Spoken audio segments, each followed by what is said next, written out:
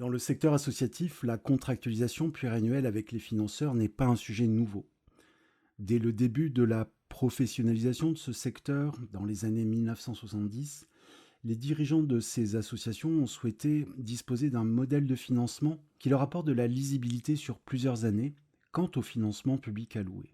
Souvent, il leur était opposé par les services de l'État et les collectivités locales le principe de l'annualité budgétaire et donc une fin de non-recevoir. Mais face à la multiplicité des demandes de financement public et à la gestion complexe de ces mêmes demandes par la collectivité, l'idée de contractualiser sur la base d'objectifs partagés entre financeurs et associations a commencé à faire son chemin.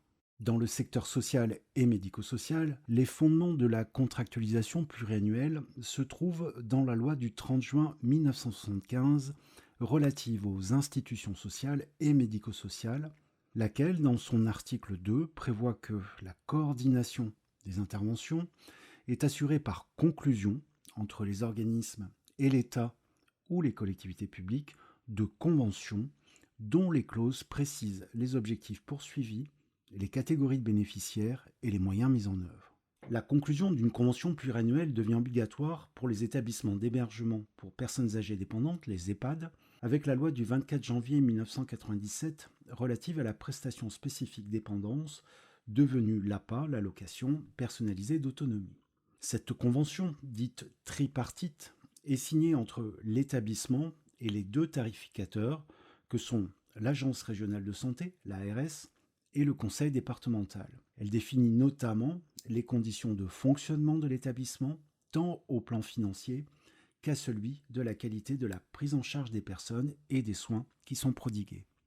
Mais c'est véritablement la loi du 2 janvier 2002 qui va introduire pour l'ensemble du secteur médico-social la démarche de contractualisation pluriannuelle entre les établissements et services médico-sociaux et les autorités de tarification.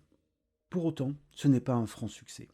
En 2013, face au faible nombre d'établissements et services médico-sociaux sous CEPOM, environ 10%, la Direction générale de la cohésion sociale, la DGCS, a tenté de dynamiser le développement des CEPOM au travers notamment de la circulaire du 25 juillet 2013 qui non seulement rappelle les objectifs et les intérêts du CEPOM, mais aussi propose une méthodologie de négociation et d'élaboration de ce contrat, ainsi que des éléments de suivi de son exécution. Ce ne sera pas suffisant. Une enquête réalisée par l'Agence nationale d'appui à la performance des établissements de santé et médico-sociaux, l'ANAP, conduit à constater qu'au 31 décembre 2014, soit 12 ans après la création des CEPOM, seuls 16% des établissements et services médico-sociaux étaient signataires d'un CEPOM, dont moins de 2% de ces mêmes établissements et services dans le champ des personnes âgées. Selon les termes du rapport de la DGCS remis au Parlement, il en ressort que, malgré la volonté des pouvoirs publics d'inciter leurs services et les organismes gestionnaires à contractualiser, le développement quantitatif des CEPOM reste faible. Le bilan reste donc mitigé. Mais les choses semblent s'accélérer ces dernières années. Les pouvoirs publics veulent faire du CEPOM un outil au service de la stratégie, aussi bien des autorités de tarification que des gestionnaires, permettant aux uns d'adapter l'offre aux besoins identifiés sur le territoire, tout en recherchant l'efficience des structures, et aux autres d'optimiser leur gestion budgétaire.